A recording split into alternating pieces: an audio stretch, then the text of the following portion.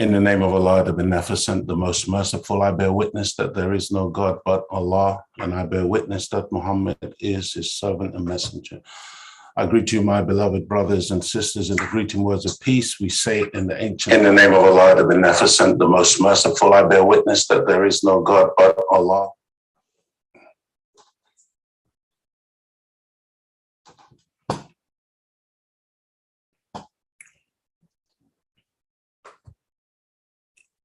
I greet you, my beloved brothers and sisters, in the greeting words of peace. We say it in the ancient tongue of Arabic.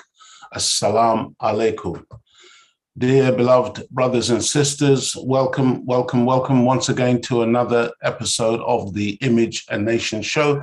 My name is Brother Leo Muhammad, and sitting ably alongside me is my beloved sister, Sister Claudia Muhammad. Assalamu alaikum, family. Ramadan Begins to you all. That's right, Ramadan Kareem. I've got a quick question. Where's the microphone? No, I'm not using that microphone. Okay, can you hear us properly? I'm just wondering why there was an echo just now. Okay. But in the chat, if you can hear us properly.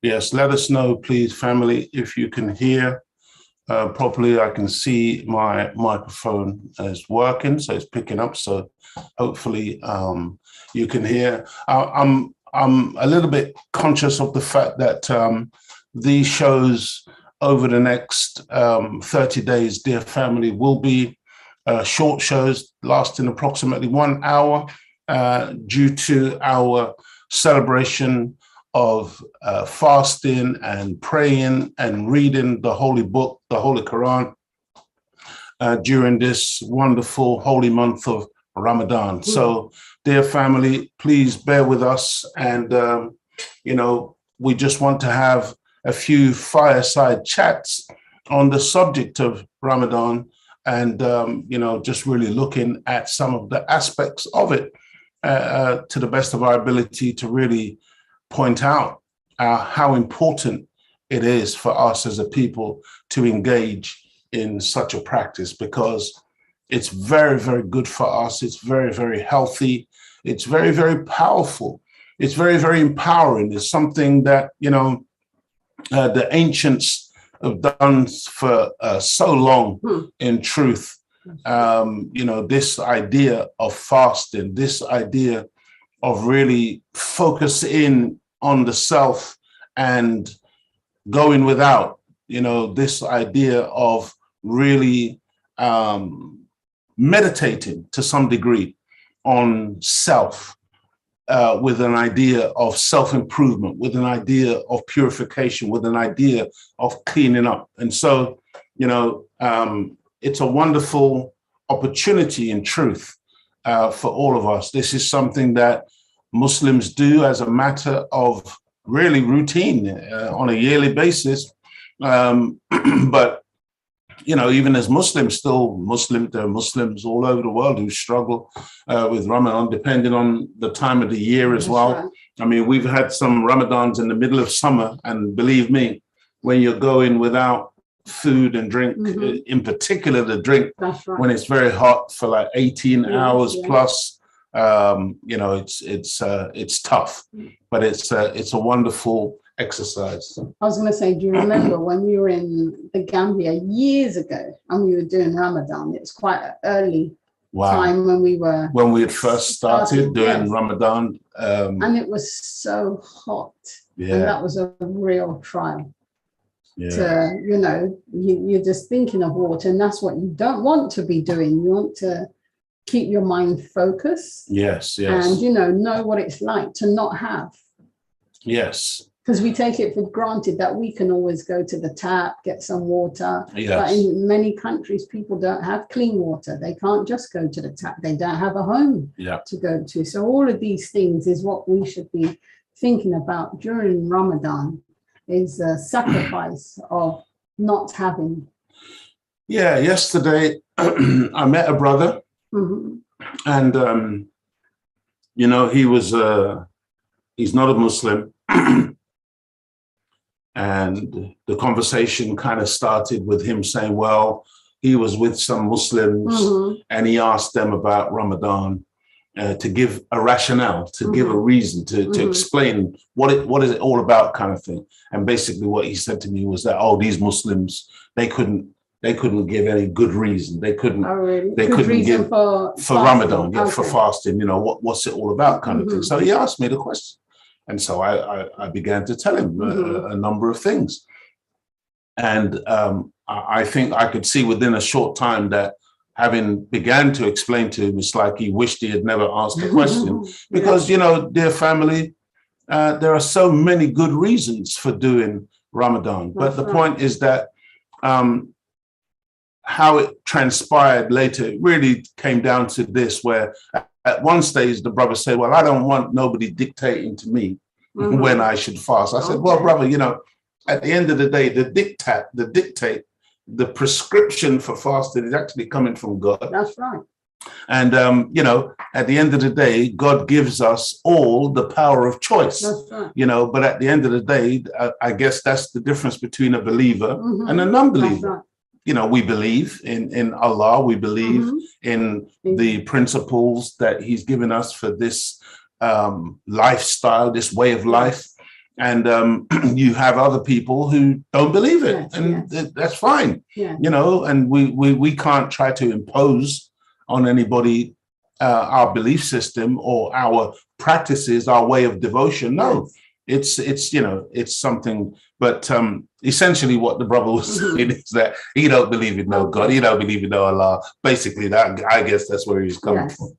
Go ahead. But that's the thing, isn't it? We're taught that fasting is prescribed. Yes, it's a prescription. Because we're sick people. It is a prescription. That's right. Yeah, we're in a lot of trouble, dear family. And all I wanted to do this evening, in truth, is just kind of have, like I said, have a brief conversation looking at this from this particular perspective. So I hope you can all see that on the screen. And everyone's very quiet. Nobody's chatting. Are people?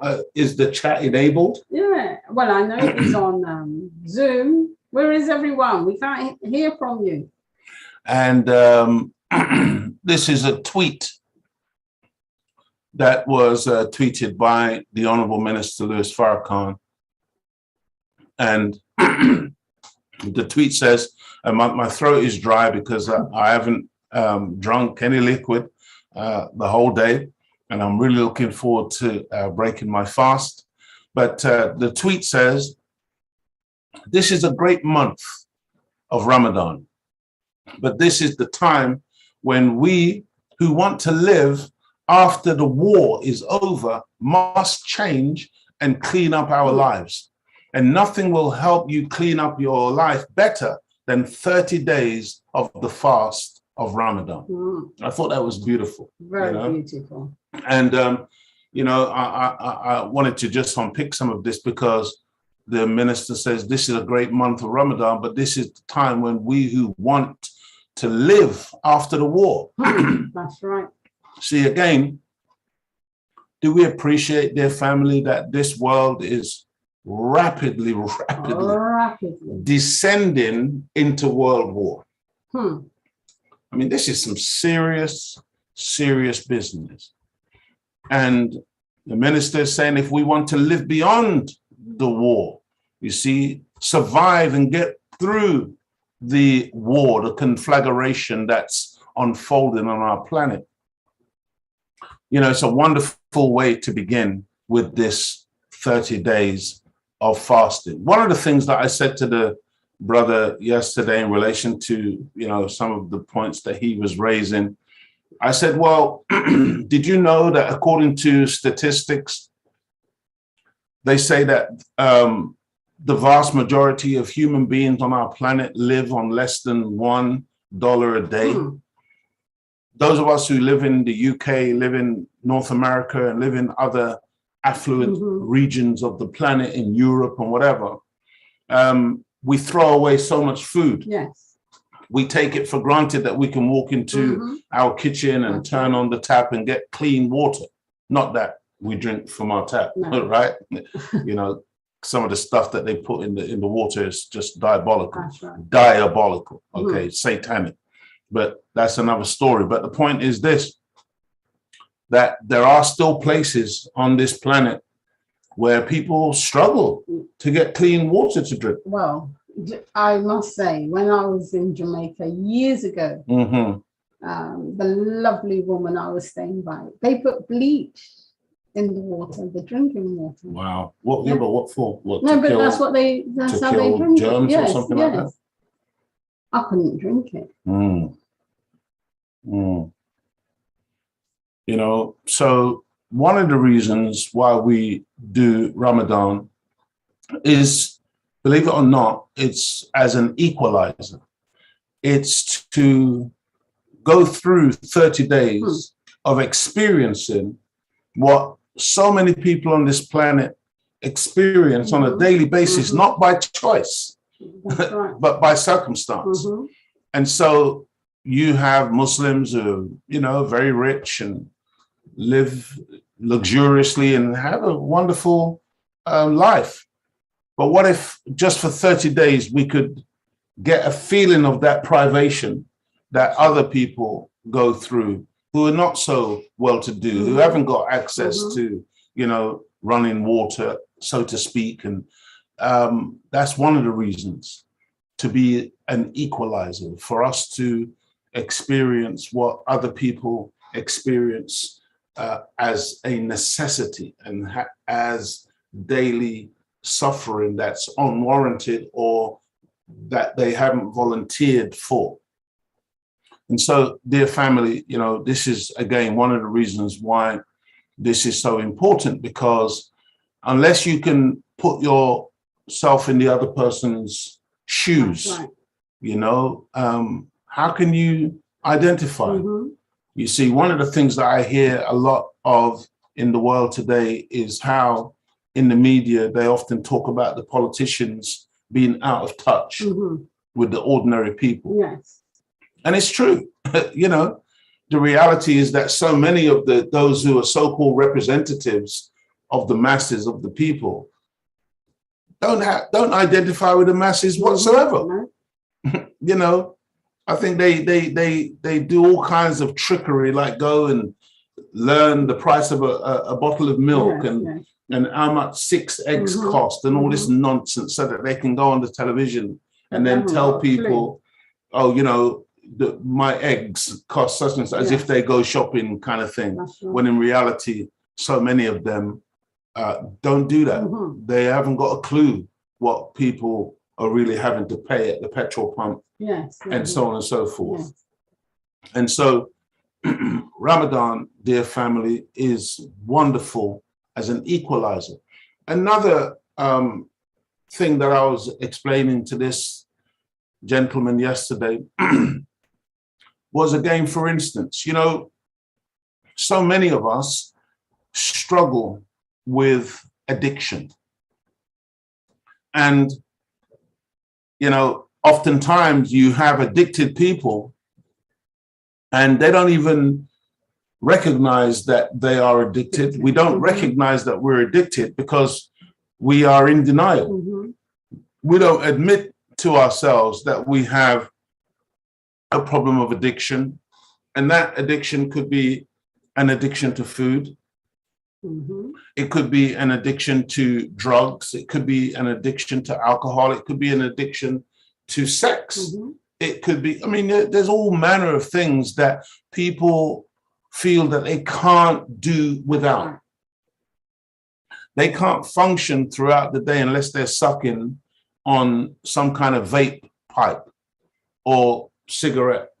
And I was shocked recently, I mean, literally shocked, when I was sitting outside of a college and it was like a time for a period within the college to end, and a lot of the students were coming out, and I was shocked, man, looking at all these young people coming out of college, all colors, so-called races, you know, genders, and almost to a person, very few didn't do it, but almost to a person, as they exited the college and came outside, they took out one of these vape things and started sucking on it.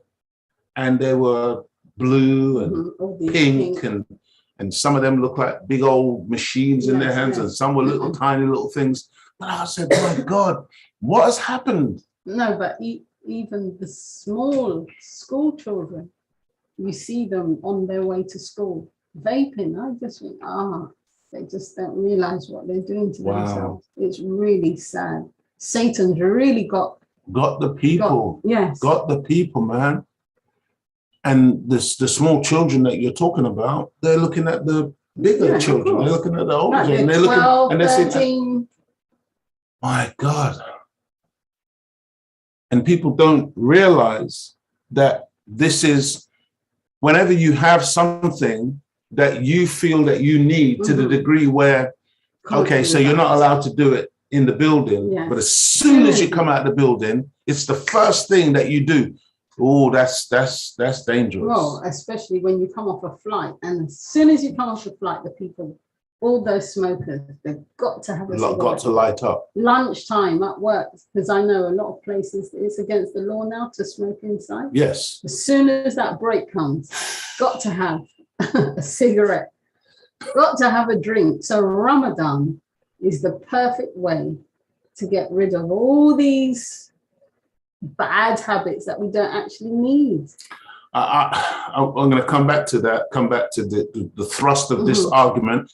And I want all of you who vape, all of you who smoke, please listen, dear family, because because we're going to try and show you the beauty and the power of Ramadan. This is necessary. Yeah, this is why we're talking about it. But I remember years ago, myself and another brother, we were flying to North America. We were going to America, and to this day, I don't know why, I can't remember, but we took an Air India flight. Yes, I remember. Yeah, we went on Air India, and I think it was the cheapest. Maybe, that probably makes sense. It was the cheapest at the time for us to go to Chicago, and I remember all these people were they smoking on the plane. In those days, you could smoke. You could smoke on the plane. Imagine you're in that tube, that confined claustrophobic machine. but you still were not allowed to smoke in the areas where people were sitting, kind of thing. If you wanted to smoke, I think you had to go to the back of the plane, something like that. But my God, the amount of times that myself and this brother would have to go and say to these men at the back of the plane, look, could you stop? It's horrible. And it got so bad, we became literally like police on the plane. And every time these guys saw us coming, they would quickly put away their cigarettes. It was ridiculous. But we were stifling. We couldn't breathe properly. I would hate that on a flight. I mean, when I think about it, it seems surreal, the idea of people smoking on a plane, but this is what used to happen. Didn't they used to smoke on buses and everywhere? Back in the day, you could smoke anywhere. You could smoke anywhere. You could smoke anywhere. I remember being in a nightclub back in the day, dancing away, and then some girl on the actual dance floor with a cigarette in her hand went like that and literally put the hot flame of the cigarette on my face, burnt my face. I was so angry. I was so angry. It was just crazy. But this is how it was. But getting back, dear family, to what we're saying about this smoking and vaping, and a scandal broke recently in the UK. I don't know how many of you heard, but apparently white rum, which is some type of favorite now and it's been that way for a long time with our people, Black people in particular. Those of us who are coming out of the Caribbean, there is a particular brand called Ray and Nephew. And I always say to people, Ray and his nephew, they're not Black people, okay? Ray and his nephew are not Black, and they probably don't even drink. Exactly. But we seem to think that this is ours, and especially Jamaicans, Ray and Nephew, yeah man, white rum, and got to drink it. And apparently what's been happening apparently is that some of this rum has been laced with diesel oil or something like that. And really? People have been absolutely fallen ill as a result. I'm not sure if anybody's actually died. I think they said that somebody did die, and somebody's now being prosecuted where they had these shops where they're selling this poisoned white rum. And I was reflecting on that and thinking, well, you know, in truth, even without it being laced with diesel oil or whatever other poison they put in it, it's poison. Yes. It's real poison, dear family. But we've become so sanitized to this way of life, this way of death, in terms of alcohol consumption and all the rest of it, that we don't even understand what we are doing when we're putting this fire water. And I mean, this is, and white rum is 100 proof. That's the strength of it. Okay. And they've even got one that's overproof. They're literally overproof rum. So it's literally putting what they call fire water into your system. Why? Imagine, I mean, just think about it. Think about putting something into your body that you know is going to disorientate you. Think about it. Think about the logic of, okay, I'm going to drink this and it's going to make me drunk. It's going to make me unsteady on my feet. Imagine the kind of brain washing and the type of manipulation that has gone on whereby you would accept that that's a normal state of affairs. And then you would voluntarily do it to yourself. On the cigarette packet, it says, this will cause lung cancer, or these will kill you. And I think still pick it up. In America, at one stage, they actually made some cigarettes called Death. That was. I bet they were they were selling big time. They were selling big time. Well, Clover Dragon says, when people are in groups smoking and you're not, the smokers who outnumber you become self-conscious and try to convince you to smoke. Oh, absolutely. And when you've been smoking for a period of time, a number of years with friends and family members or whatever, and then you decide you no longer want to smoke. That's right. Ooh. And I'm saying this again to all of us who are currently vaping, currently smoking, whatever. When you determine that you no longer desire to do this because you want to preserve your health, you come into a knowledge of self and you want to do better. You want to have more optimum health. You want to be more dynamic and more vital. You want to be able to run down the road without running out of breath within a few yards, a few steps. Believe it or not, the pressure that's going to come to you from your former smoke mates, family members, and people won't necessarily say, when you say, oh, I've given it up now, they're not going to say, oh, well done, fantastic. Oh, no, they say, what's wrong with you? Yeah, no, you haven't. Here, try some. Exactly. And they're going to be trying to tempt you back, because do you appreciate, dear family, that people don't like the idea of being left behind? And if you're not careful, you'll even hear people say things like, what, you think you're better than me now? Oh, yeah. Yes. Well, Clover Dragon says, unfortunately, it's not cool to think with the clarity that you bring to the table, Brother Leo. That's right. That's right. No, but it's true. Absolutely right. You know, I think in the Holy Quran somewhere it does say that the people don't like sound doctrine. No, they don't. People don't like good advice. People don't like to be told truth. We become so accustomed to untruth, to lies, to a world steeped in that type of expression, that in truth, you know, the truth teller almost doesn't stand a chance. That's right. And Brother Victor says that is the vessel that the Creator blessed you with, and that's how we show our gratitude and thanks. In the Holy Quran, it states that Allah gives you ears, eyes, and a heart, but little is it that you give thanks. Yes, beautiful. Thank you, Brother Victor. That's beautiful. So, dear family, look, see what it is.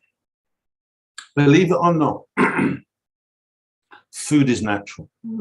Drink is natural.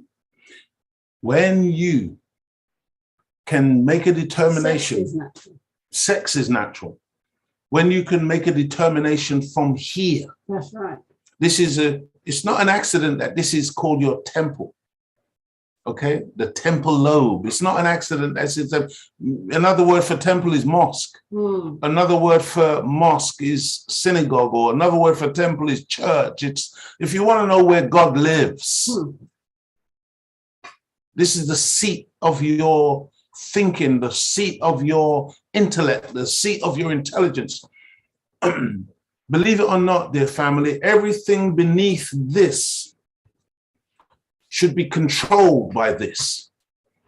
Right now, we're controlled from our appetites. We're controlled by our hunger pangs. We say, I'm hungry, and we'll literally touch our stomach. That's right.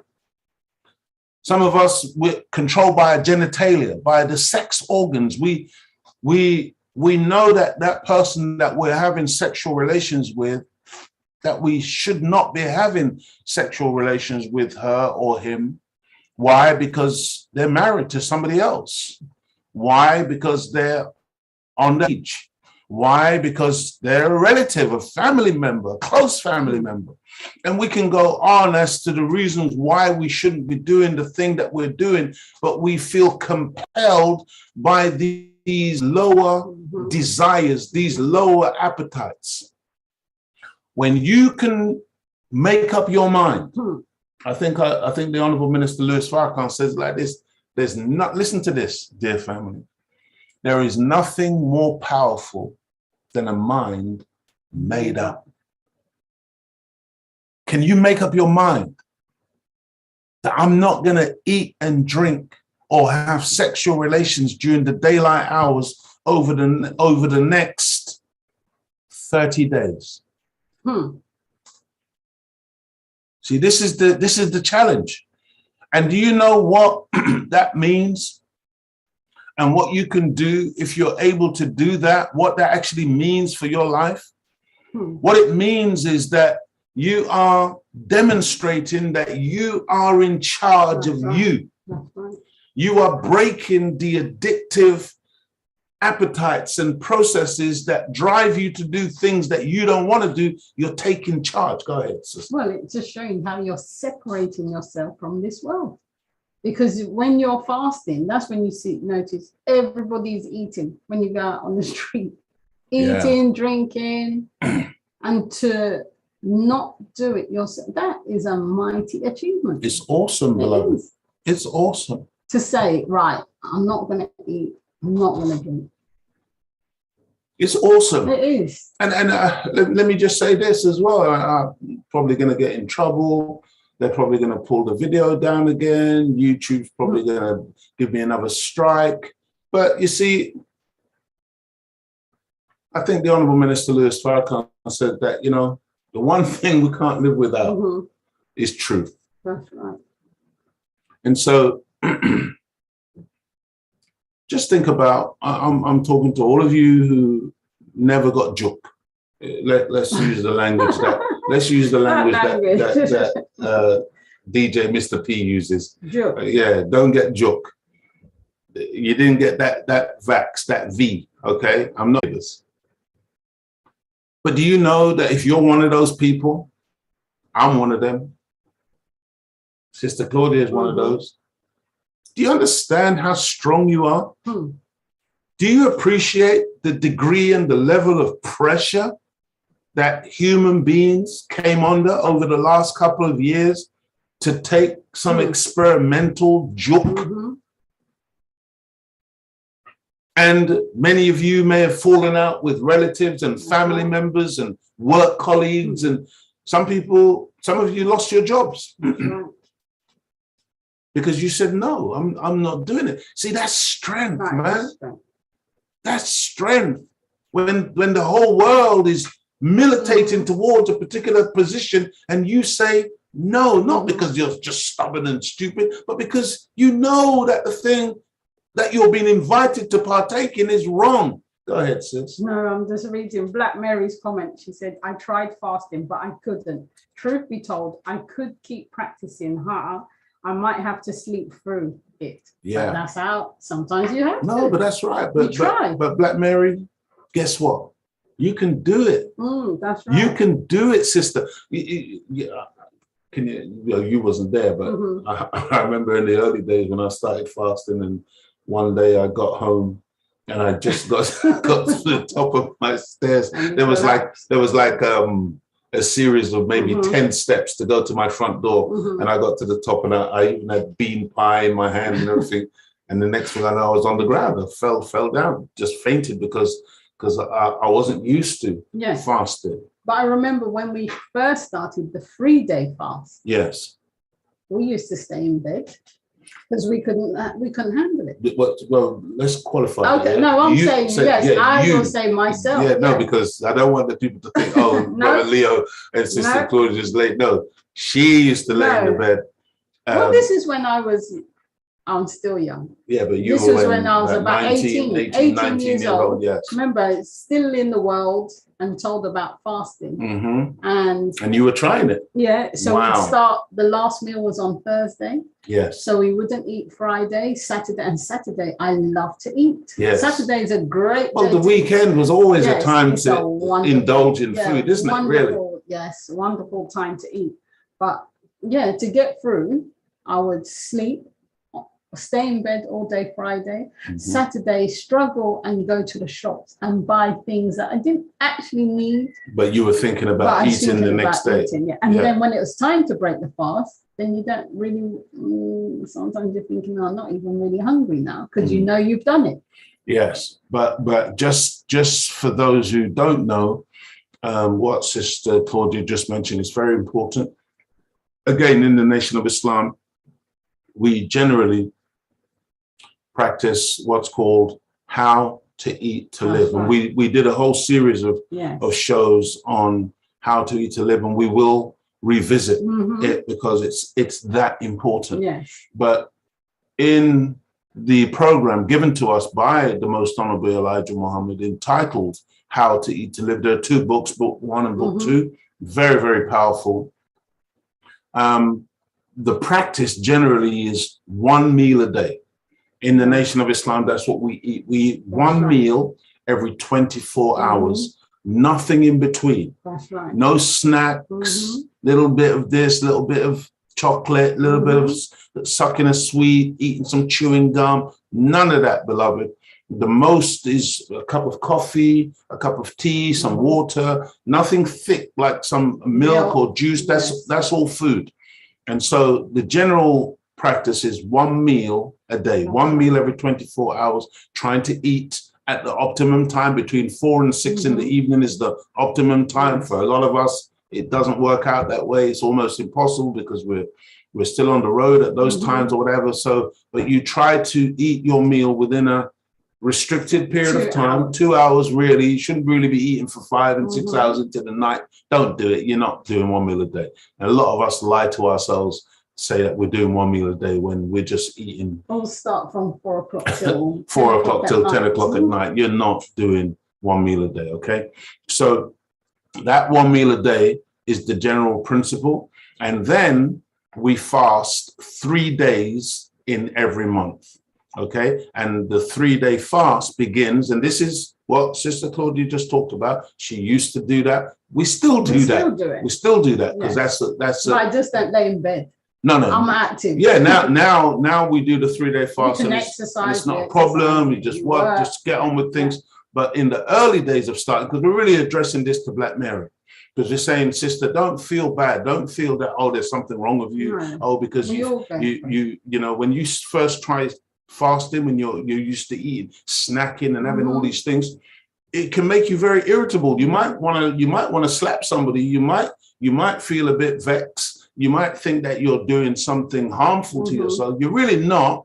It's just that you're not used to it. Yes. And the body is so awesome. The body is so magnificent that it can adapt and get used to everything. But practice makes perfect. Yes. You just have to do it for long enough until your body acclimatizes to it, and then you find it very, very easy. Yes. And the number one thing is the mind. That's right. It's how we think, really. It's how we think about food. Go ahead, Mary said, but I'm down to eating 1 meal a day. Beautiful. Yes, and remote admin JJ2 said, no probs, Black Mary. Start by simply skipping breakfast and only eating lunch, then dinner. And that's how you do it gradually. Just gradually. Right. Don't just rush into it, and you know, don't just rush into a 3-day fast. That's not no lightweight thing. No. But you'd be surprised what you can do. And in truth, the next time I do a really long fast, I'm really gonna come out to all of you. I'm gonna appeal to you. I'm gonna make it into an appeal and try and raise some funds as well for some of the needed causes that we need to do. So you know, because we do some long fasts, beloved, and if you want to know how to stay young and healthy and strong, learn to fast. How to eat to live. Okay, it's a prescription. That's right. You know, people have been seeing me on the TV 25 years ago, and they say, but they see me, they say, but you look the same. You don't look any different. Yeah, because how to eat to live. You look at the Honorable Minister Louis Farrakhan. The man is 90 years old in just a few weeks. Brilliant. His skin. Absolutely smooth, beautiful. Not wrinkle. When you're up close and personal with him and you meet him in real life, absolutely beautiful, dear family. You sort of feel embarrassed and I think, oh my God. the age of this man and how he looked. Yes, he looks gorgeous. And remember Malcolm X, who was, you know, in the Nation of Islam for some 12 years. Propagating the teachings of the Most Honorable Elijah Muhammad, you know, when he was assassinated, and by the way, he was assassinated by the American government. Okay, so you just need to know that. When that happened, when they performed the autopsy on our brother, let me just temporarily take this off while Sister Claudia makes an adjustment. When that happened, the doctors who performed the autopsy, they said they had never seen the insides of any human being so clean.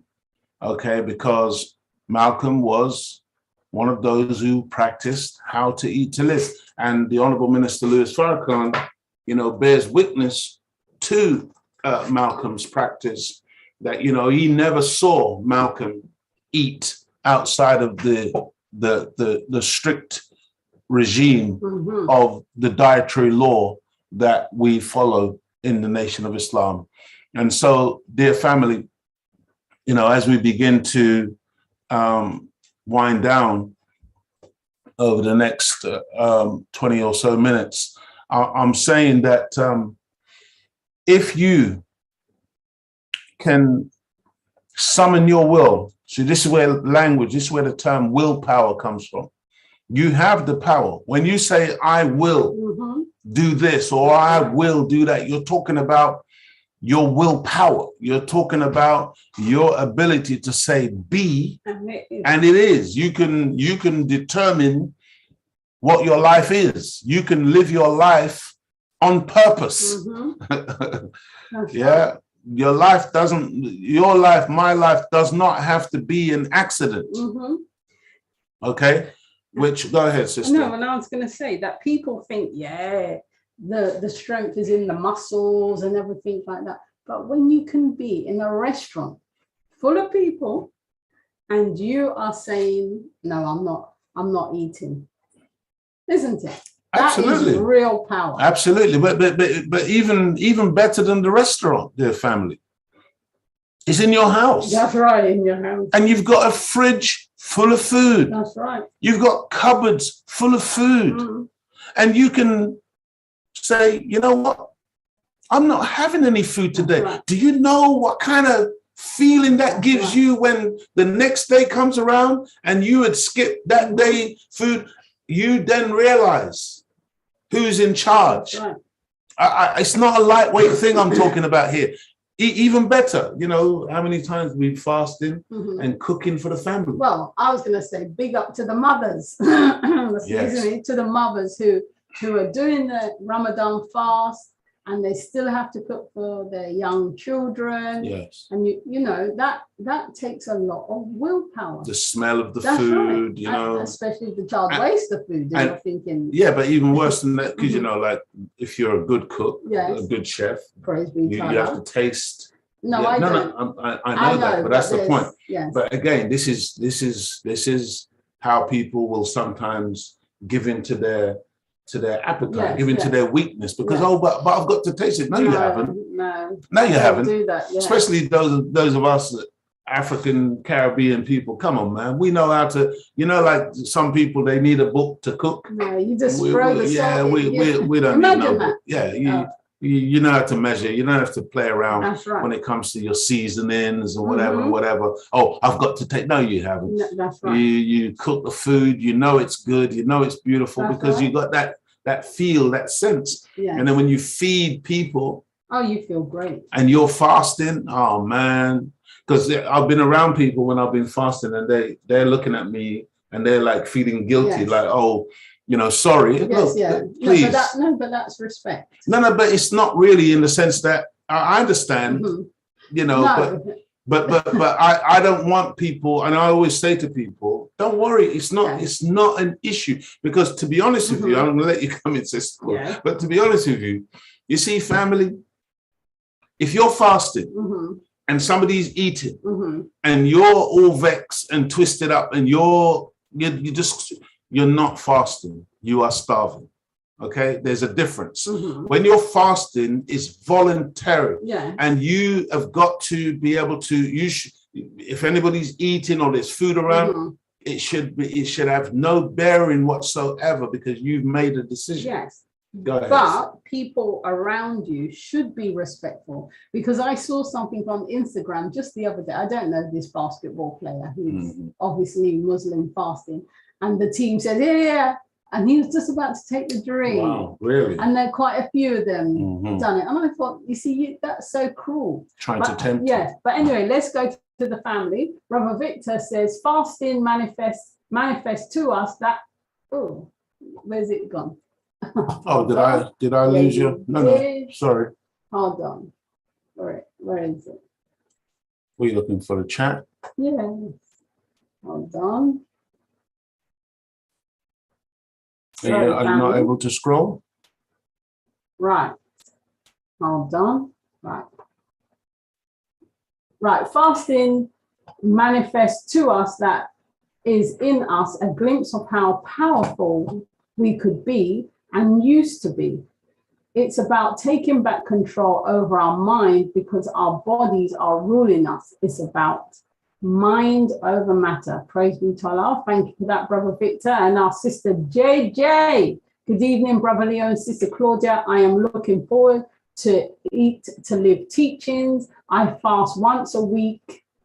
Hold on. I fast once a week every Monday. True discipline. Absolutely, Sister JJ.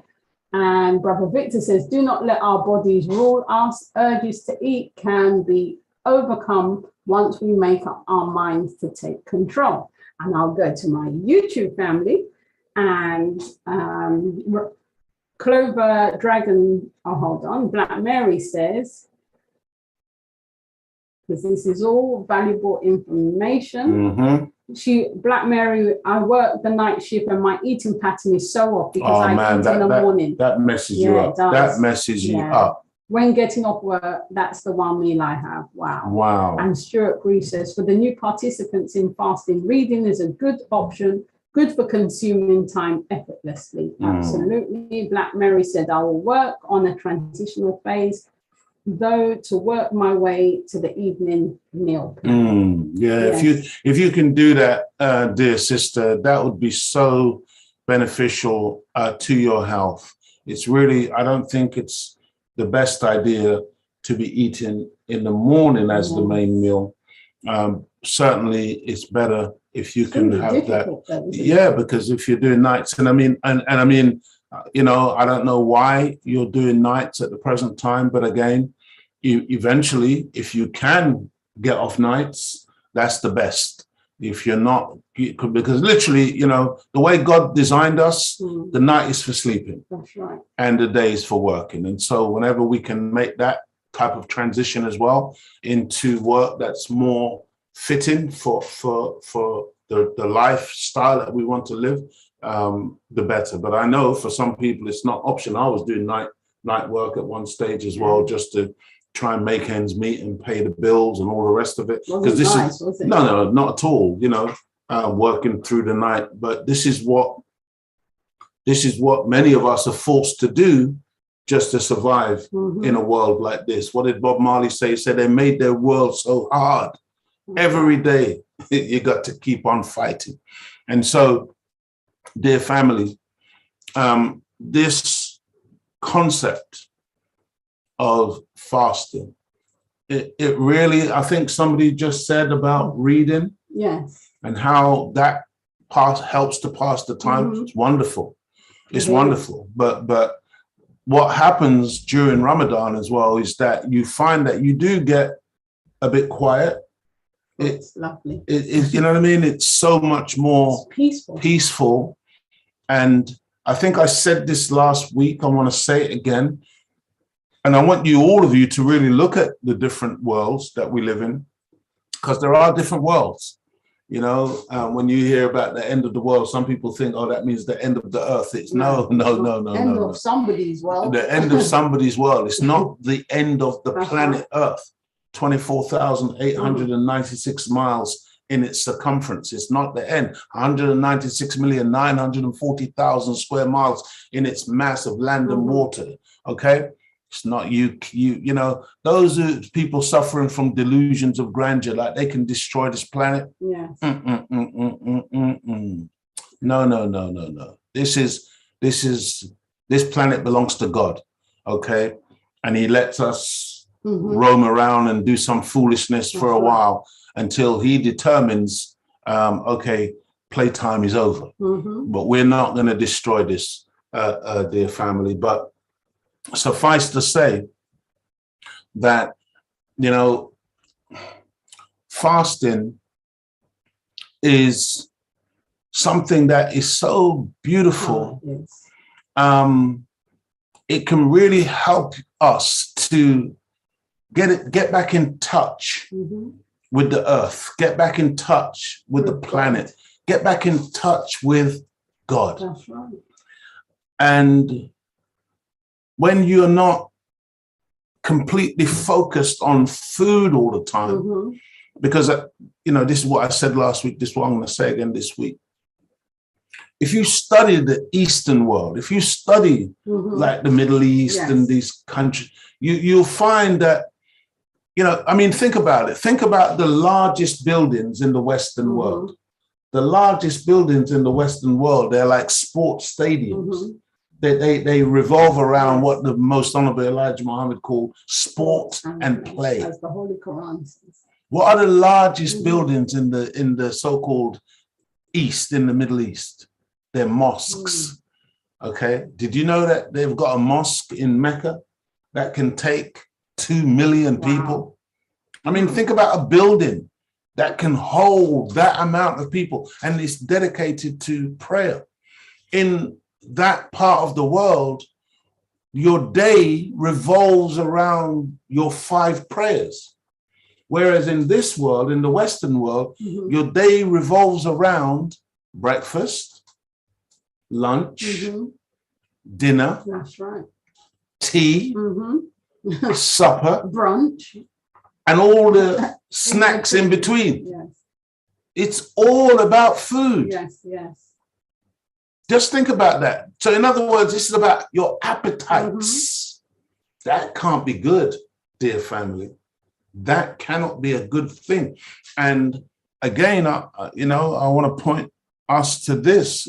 Again, if you go into your Bible, go into your scriptures, the scriptures talk about human beings, those patriarchs and matriarchs of the scriptures living 2, 3, 4, 5, 6, 7, 8, 900 years. Methuselah, they said, lived 950 odd years, nearly 1,000 years. Now, of course, in 2023, somebody hearing that, man, that's a myth, that's a lie. Nobody could. Look, dear family, this is how out of tune. Talk about politicians being out of tune with the masses of the people. Well, believe it or not, there's a huge gap that's developed between us and our Creator.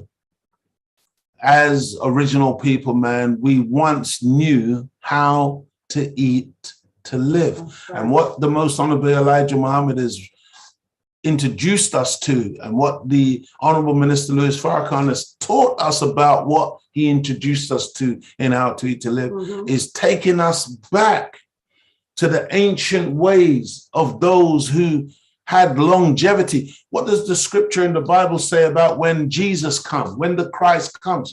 He comes to do what? To give us life, and life more abundantly. On the book How to Eat to Live, it says, from God in person. This is a teaching from God, teaching human beings how to get back to longevity, how to have long life. That's right.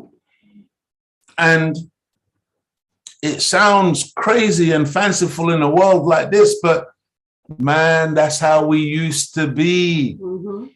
And now there's a scripture in the Bible that says, in that day, talking about today, talking about the modern era, in that day, they will die at 100 years old and they'll be babies. Well, it is, isn't it? Babies. Do you know what the Most Honorable Elijah Muhammad said? He said it takes a man. Don't know about the woman, but he said it takes a man 75 years just to know what life is about. That's right. How to live. That's when just to know how to live. What right. You know, because people are asking, well, what's it all about? Takes a long time, dear family. But imagine we're dying at 60. No. We're old and decrepit at 20, at 65. So 20, 25, cancer, all these. Yeah. But anyway, I have to kind of rush you because it's the time. Okay. But this is for you, Black Mary. This is from Brother Victor Muhammad. He says, I've done nights for the last 21 years and all praises due to Allah. I have a way to eat before going to do night shifts. Discipline and one meal a day is the key. Maybe Brother Victor, you can let Sister know what you do. But, and there was another point. Black Mary, where are you? If you're in the States, Black Mary said she actually hates her job and she wants to leave. And she wants to be a seamstress, design clothing for the nation. And if she's in America, especially, there's the fashion houses that make the uniforms. There's a place in Chicago. So see if you can go to your local mosque and see what you can do. Also, a very important question from Clover Dragon. At what point in the nation's history did they start to observe Ramadan dates that line up with the rest of the Ummah? Also, does the NOI still observe their own dates? Yeah, initially, the Most Honorable Elijah Muhammad started us fasting in the month of December. And the reason for that was that those were the shortest days of the year. And he wanted to make it as easy on us as possible in observing this fast. But equally, it was Christmas. And he really wanted to eliminate that madness from out of us and this celebration and the drinking and the eating and whatever. So that's why we would fast in the month of December. But at a certain point in time, it was in the middle 90s. I think it may have been, was it around 96? Around that. 96, but I believe. Don't quote me on it. It will be clarified. Yeah, we'll Imam Sultan. They said the date on. Yeah, where can on YouTube? Brother, on YouTube? Yeah, if you Ramadan Readiness. Yes, if all those answers. Right? Yeah, if you visit the Ramadan Readiness programs that have now been posted on YouTube. Ramadan Readiness with Imam Sultan Rahman and Imam Salam, Abdul Salam. If you check out, the question that you just asked is answered in the sense of when, we made that transition. And no, we do not officially observe December anymore. But some of us, like me, for instance, I like to fast in December and January, in truth, because anything to do with when they're celebrating around the Easter time, when they're celebrating, I love to fast at those times. Whenever there's an overemphasis on consumption, Easter bun and In the Caribbean, we do bun and cheese. Those of you, hot cross buns they do here, but in the Caribbean we do bun and cheese. All of these eating frenzies and eating festivals, I love to fast during those times. But officially, no, the Nation of Islam, we now fast in the month of Ramadan, along with all of the Muslims, the 2 billion plus Muslims on the planet. I hope that answers your question. Dear beloved family, go ahead. You need to go to ad breaks. No, I'm not doing any. I'm not doing any this week. Oh. I'm not doing any this week, but inshallah, as I said, dear family, I hope you are good with it. But you know, this will be how we will be conducting our Imagination show for the duration of Ramadan. We'll be looking at different aspects of fasting. And let us know how you're getting on. Yes, and you know, last where is my Quran? Can you see it? Yes, it's there. Yeah, I just wanted to. Could you just grab it for me, please, beloved? Last week, Ramadan began on the Thursday, really the Wednesday night, and then the Thursday was the first day. And I showed you last week that up to that point, on that first Thursday, I had read the first part of the Holy Quran, which took me to, this is the Holy Quran, that first part took me to page 60. Now, since then, I've been reading a part each day, and I'm now on page 338. And the reason I'm saying this is because I'm trying to show you that, you know, even though the book looks so big and so thick, it's amazing what you can do just reading one of the 30 parts each day. Okay, go ahead, well, sister. I actually, I used to read the Holy Quran in the flesh like that. Mm-hmm. But now I find it easy. I downloaded it. I purchased it on my iPad because I find that I'm quite lazy. I will skip past words that I don't understand.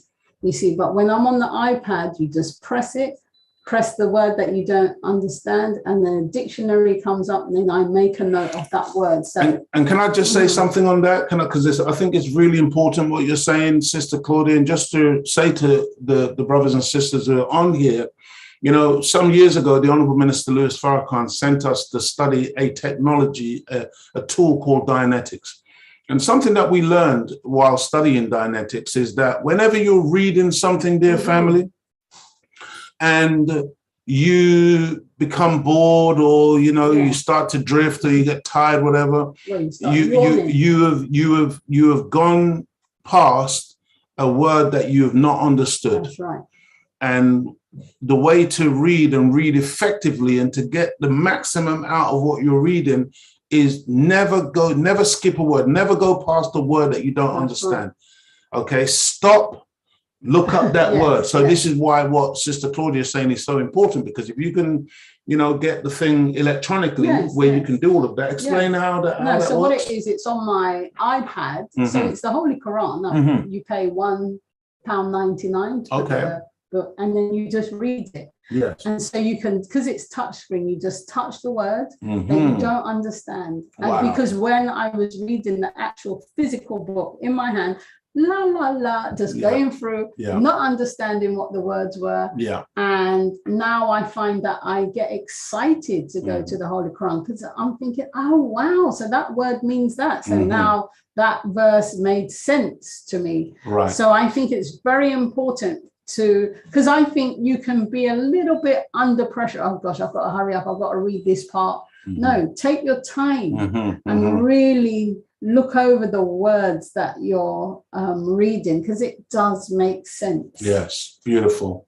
And so inshallah, that means God willing, if it be his will, I'll keep you posted, keep you up to date with the progress on the reading, and let us know. And also next week we'll discuss more about prayer, because again, you know, I'm one of those people, I struggle to get, you know, 5 prayers in at the best of times. You know, sometimes we get 1 prayer in, sometimes it's, you know, it's rough because you're running up and down in this world trying to do all of these things. But the beauty again of Ramadan is that it really concentrates the mind. Yes. And it gets you into that. And by the grace and mercy of Allah, you know, so far, so good. We've been really hitting those 5 prayers, not always on the mat, because sometimes we're out, but you still, when the prescribed time comes around for the prayer, you get that prayer in, dear family. We do the rakas and, you know, try to get our prayers in, because this is a very spiritual time. That's right. And you can communicate with God. You can develop a personal relationship with that power that all of us emanate from, and that all of us ultimately will return to. So, dear family, thank you so much. Thank you all for your comments. For being with us again this evening. I hope that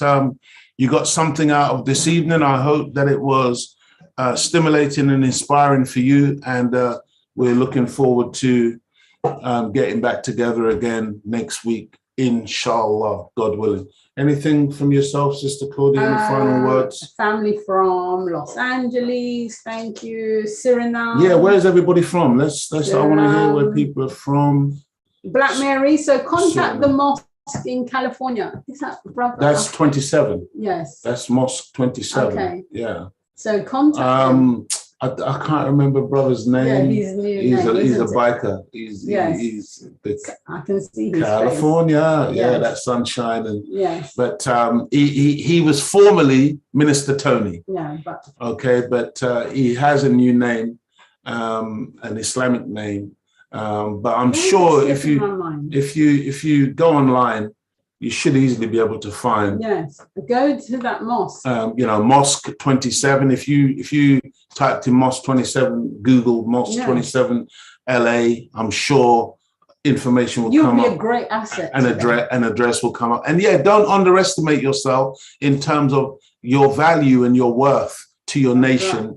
If you're a designer, if you're a seamstress, I mean, man, we need designers, we need seamstresses, we need people who make clothes. Remember the three essentials: food, clothing, and shelter. Okay, we always need shelter, we always need clothing, we always need food. And so if that's your speciality, you should pursue it, dear sister, because if that's what makes you happy, believe me, you could make a lot of other people very happy by bringing your skills to the fore. We've all got talents. We just got to find what our talent is. Find what your talent is. And the last person, Pittsburgh, Pennsylvania, and to our London family, thank you all so much. Please stay safe. Please keep studying the Honorable Minister Louis Farrakhan's Saviour's Day address. The War of Armageddon has begun. Very important.